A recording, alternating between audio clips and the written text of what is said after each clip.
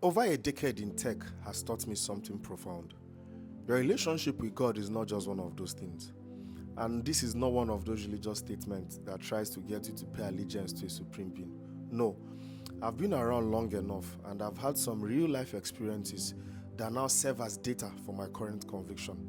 I've come to realize that there are circumstances and variables around opportunities that are way outside our control. You don't know which company will close up tomorrow.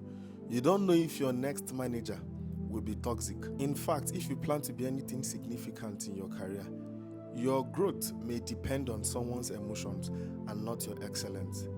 You might get a job today and lose it in a few months, not because you're not good enough, but because someone does not just like you. One opportunity that looks like an open door might be the same thing that will break you. There is something called workplace trauma. You can check it up later. This is where you need the help of someone that knows all past and all future. Only God knows the companies where you will thrive.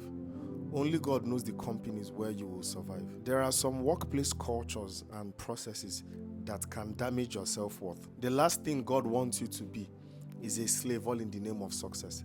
Hence, He takes the responsibility of directing your path if you yield.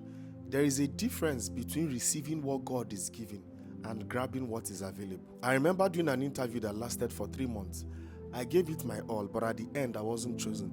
It was hard to accept, but few months later, my friend that referred me got laid off.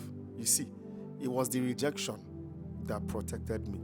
He survived it, but I don't know if I would have. I've also had moments when I got referrals into some big tech firms, but my spirit didn't accept it. And strangely, those that were trying to help me to get in were laid off. You see, luckily for them, they all survived it because they were able to get other jobs and all of that. And I can tell you, some other persons that were affected didn't survive it. So this is not just one of those things you hear every day. In as much as your skill is very important, there will be times in your life where your skill is the least important thing. The tendency to choose where the grass is greener is a universal plague. Without guidance, you will choose Sodom. That is how limited human understanding is. You can't even guess what God is giving. It is revealed, not reasoned. That is why we receive and not take. The truth is this: you will never be prepared for every uncertainty. And that is why God makes provision for each phase of your life.